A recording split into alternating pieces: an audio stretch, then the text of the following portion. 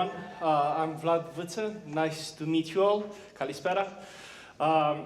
Just to jump back on my previous presenter's show, very interesting, and I think it's highly relevant for what is currently being discussed, as the Commission is really looking into banning certain practices, including some of those that were shown today. So very, very topical. But to talk about what I'm here today, I'm representing Ecommerce Europe, which is the association of e-commerce associations. We are the united voice of digital commerce. We represent the interests of companies selling goods, services, and online services to consumers in Europe. We act as the point of connection between national associations, which also are in contact with e-commerce companies, so many of you. And we try to relay the message that you transmit to them, to the policymakers at the EU level. Many of these are members, so some of them you may recognize, some of them are actually here, so hello to those that know me. Some of these associations you may see that are not only EU, and while that is the case, we do not only represent only the interests of the EU associations, but also outside, as what happens at the EU level impacts also what happens outside. So what is it that we do? Our work is basically split into several streams. Part of it is monitoring, so that means we do policy updates via emails, newsletters, where we inform our national associations members and companies of what is happening, what are the relevant updates, and what they need to know. We also do advocacy. That means we draft position papers, amendments on different legislative files and not. And we also outreach to different policymakers. In some ways, this type of work is very similar to what you do. We are also sellers, but instead of selling products and services, we sell ideas. Within our association, the work is conducted within the frame of working committees. We are broken up into 4: e-regulations, taxation in logistics, payments, and sustainability. I do e-regulations, and I will show you on the next slide which types of policy areas we cover. One other thing that we do is ad hoc meetings and workshops. This is more on a case-by-case basis. So to give an example, one of our members reached out to us and told us that they have an issue with the consumer authority in their country, going a bit further than they should in terms of what they are allowed to under normal legislation. They told us what is the issue. We contacted the Commission. We informed them that that's a bit problematic. We established contact between the two, and we tried to create an environment that the member informs the Commission what is the issue, and then maybe the problem is solved. Unfortunately, in this case, it wasn't, but it was still a good experience for our association or rather for our member, to know what are the possibilities when this comes up again. These are the policy areas that we work on.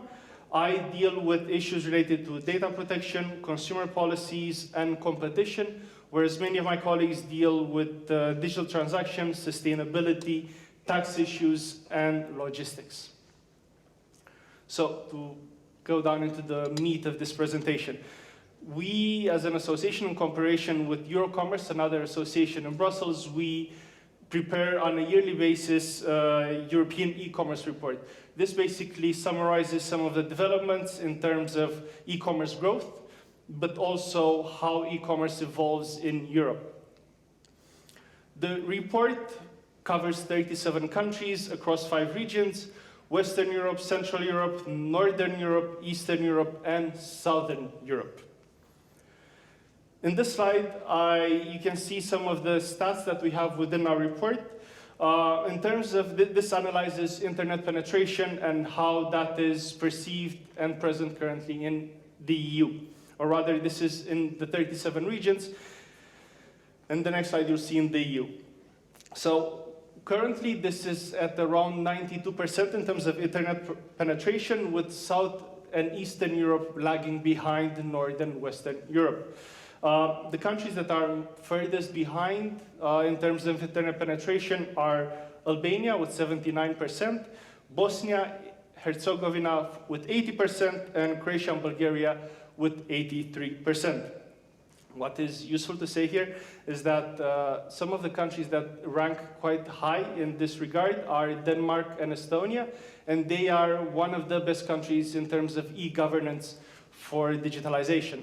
One funny thing that I would say here is that even though Eastern Europe lags behind a bit in terms of internet penetration, I would say that I come from Romania, and while we may not have as much internet coverage, we have so much better internet than we do in Belgium.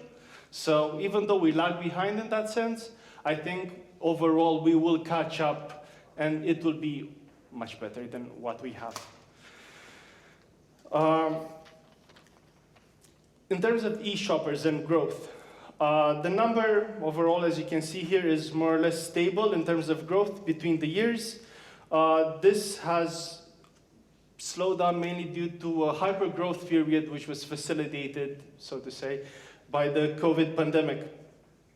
Northwestern Europe continued to lead, but Eastern Europe continues to show significant growth, even though it's not shown here.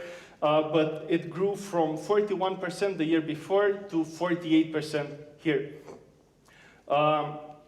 Also, even though it's not reflected in these graphs, some national associations have reported to us that there's been actually a growth in their member states in terms of online shopping, but that was mainly due to inflation.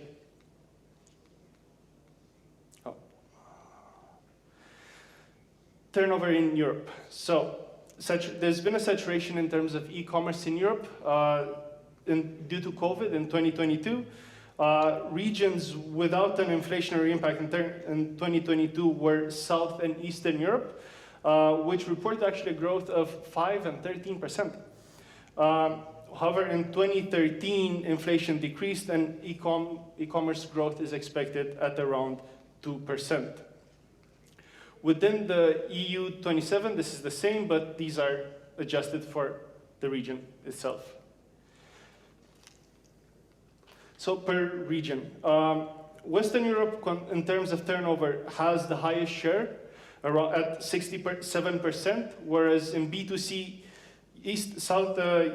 Southern Europe is second best at around 16%.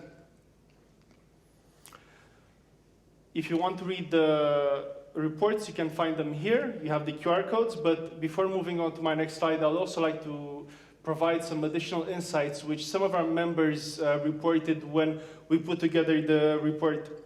Many of them highlighted that 2022 was particularly difficult as a year, that being due to inflation, energy prices, as well as the war in Ukraine, which has caused difficulties in terms of deliveries and costs.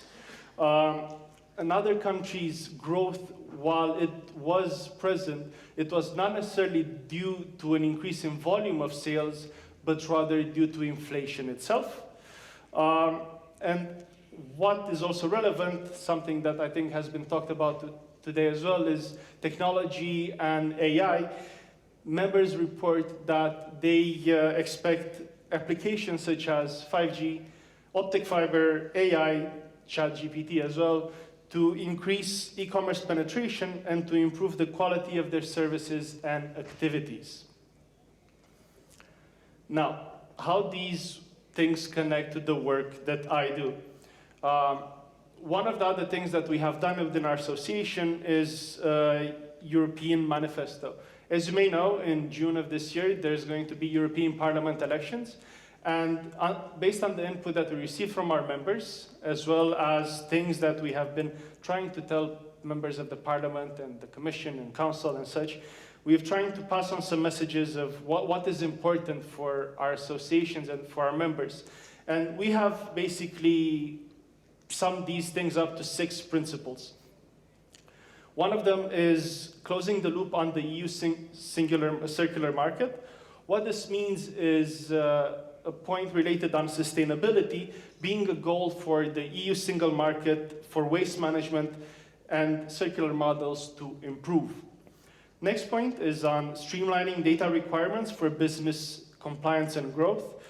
We have seen this mandate of the European Commission a very strong push for data legislation. We would like, or rather we would propose for the policymakers to make this data legislation all possible, as much as possible, aligned across all different verticals, and to ensure that businesses and associations do not suffer from increased business administration and are able to deal with governance. Then, leveraging data, leveraging digital tools to streamline and improve consumer information. We would like to say here that it is important for requirements to not be as fragmented anymore, as we see that there's quite some issues reported by members in terms of understanding what is it that they need to do and what types of information they need to provide to consumers in different member states. We would also add that it is important to have more flexibility. Next, we would say as well more coordination between member states and cooperation between consumer authorities.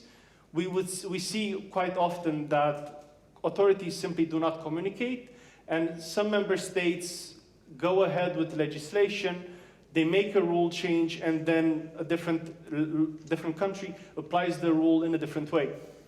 If an association, or rather a business, wants to expand in a cross-border context, this creates huge difficulties in terms of understanding what is exactly that they need to do and how they can do it. Some companies are able to do it, especially the ones that are much larger, but I do not think that this is the case for all companies. Point number 4 is partnering consumer protection with economic growth. Something that I would say is very, very important for our association is protecting the omnichannel, as I think we consider that this is the way forward for e-commerce to grow, and I think commerce in general is transitioning more and more towards this type of business.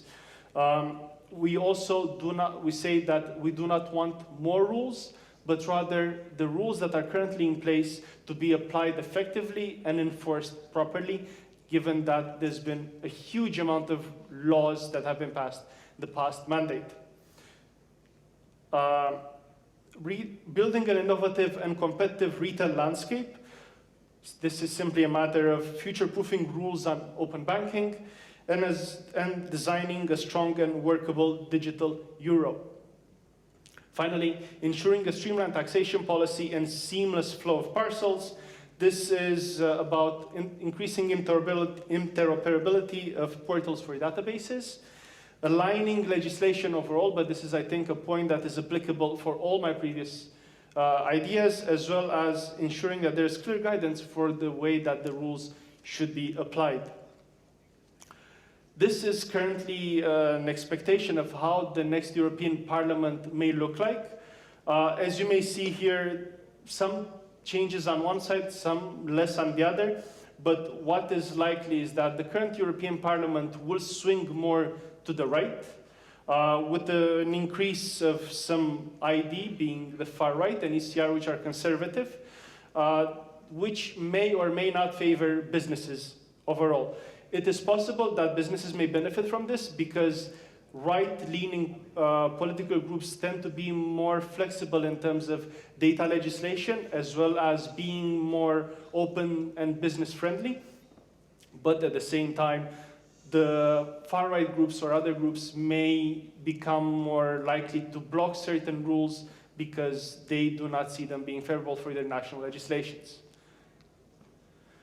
You can find here the full report as well as more information about our association. Thank you very much for your attention, everyone. Thanks very much. Thank you. That was interesting.